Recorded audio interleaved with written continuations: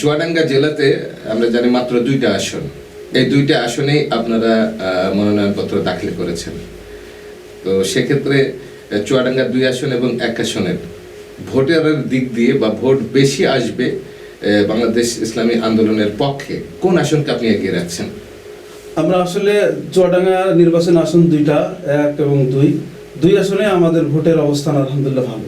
আমরা যথেষ্ট পরিমাণের ক্যাম্পেইন করেছি, ভোটের মানুষের দ্বারে দ্বারে গিয়েছি এবং আমাদের যথেষ্ট সাড়া আছে। 2 আসনেই আমাদের ভোটের অবস্থান ভালো। সেক্ষেত্রে আমরা আমাদের কেন্দ্রীয় সমঝোতা যে লিয়াজ কমিটি আছে তাদের কাছে আমাদের একটা জোরালো দাবি আছে, চুয়াডাঙ্গাতে যে কোনো একটা আসন আমাদেরকে দিতে হবে। যেহেতু চুয়াডাঙ্গা আমরা আগেই বলেছি আপনাকে 143টা এ গ্রেড মানের আসন আছে, সেই এ গ্রেড মানের আসন বা জেলার ভিতর থেকে চুয়াডাঙ্গা একটা অন্যতম জেলা। আমরা চুয়াডাঙ্গা আমাদের সাংগঠনিক অবস্থা অনেক মজবুত, অনেক শক্তিশালী এবং সর্বসেক্টরে আমাদের কর্মী আছে, জনবল আছে। সেই জায়গা থেকে আমরা কেন্দ্রের কাছে আমাদের আবেদন বা প্রত্যাশা চুয়াডাঙ্গাতে যে কোনো একটা আসন আমরা চাই। আচ্ছা আচ্ছা, যে কোনো একটা আসন এবং যে কোনো একটা আসন যদি আমরা পাই, ইনশাল্লাহ আমরা আশা করি আমাদের সাথে যারা সমঝোতাশীল সংগঠন যারা আছে সবাইকে নিয়ে এবং এই চুয়াডাঙ্গার আপামর সাধারণ জনগণকে নিয়ে ইনশাল্লাহ আমরা বিজয়ের চূড়ান্ত পর্যায়ে পৌঁছতে সক্ষম হব। আচ্ছা, যদি চুয়াডাঙ্গা 1 আসনেই আপনার কেন্দ্র থেকে যদি মনোনীত করে থাকে আপনাকে, আর এই এলাকার জনগণ যদি আপনাকে নির্বাচনে নির্বাচিত করে, তাহলে এই 1 আসনের সাধারণ জনগণের জন্য নির্বাচিত হওয়ার পর প্রধান কোন কাজগুলো করবেন?